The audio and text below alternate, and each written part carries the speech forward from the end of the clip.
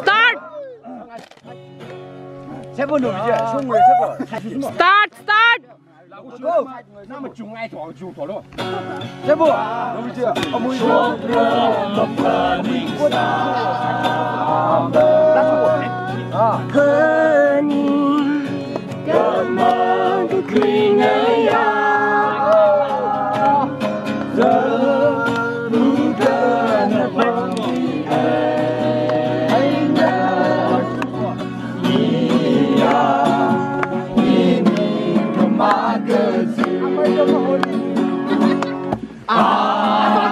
Ameida Maholuilu,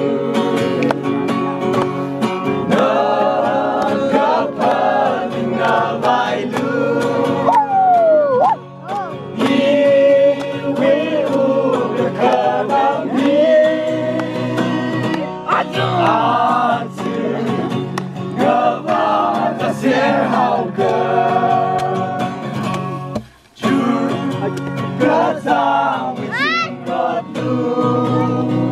Lầm lão lấy cái ai ta em nào là kia.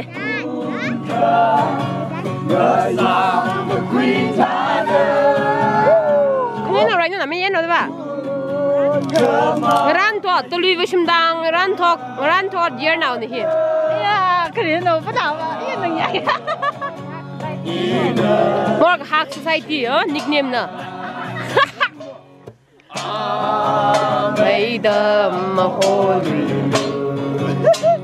Ngăn lão cơ.